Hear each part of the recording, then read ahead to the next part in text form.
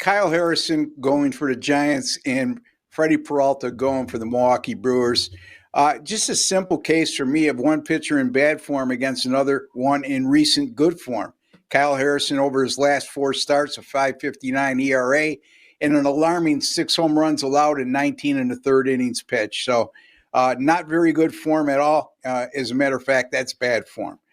San Francisco, their home and away splits this year. They're 38 and 28 at home, and despite last night's 5-4 win at Milwaukee, just 29 and 37 on the road. Harrison also, in his last 5 starts on the road, the San Francisco Giants have gone 1-4 in those games, and opponents have averaged 6.2 runs per game. Now, that's not all on him, but a majority of that run production over that course of time is certainly falls on the shoulders of Kyle Harrison. Freddy Peralta, on the other hand, good form over his last 3 starts with a 2.65 ERA, a 1.06 WHIP. Despite last night's home loss, the Brewers 33 and 18 in their last 51 and 5-1 in their last 6 at home. They're also 8 and 4 in their last 12 and 13 and 7 in their last 20 overall. So, and this is also a Milwaukee team that's they put a lot of pressure on you offensively. They might not put up the gaudy offensive numbers, but their on-base percentage since August 1st as a team, 334 and averaging over 5 runs a game.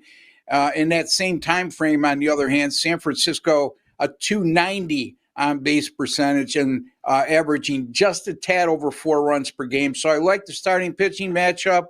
I like the advantage with Milwaukee being at home, with the home and away splits between both teams. And I'm going to go with the Milwaukee Brewers here on the run line here. You'll never catch me laying $1.65, Teddy. So I'm going to go -1.5 at plus money, plus 130 over the San Francisco Giants. Do you worry at all that the Brewers are playing all these one-run games lately? 5-4 yesterday, 4-3 the previous game. They had a 3-2 on their last, on the road trip before they came home.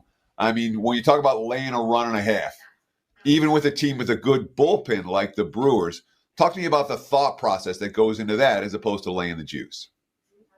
Again, I mean, if you look at every team, they're involved in a lot of one-run games throughout the course of the year. I get your point about more recently that's been more the norm than not.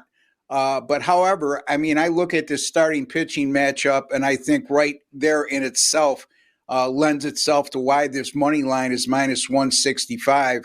And also the fact, I like the fact the algorithm of Milwaukee coming off a home loss and playing at home with the home record they have. And again, San Francisco has been nowhere near as good on the road as they've been at home. So good point, Teddy, but I'm willing to overlook that because of all the specifics I stated throughout my analysis.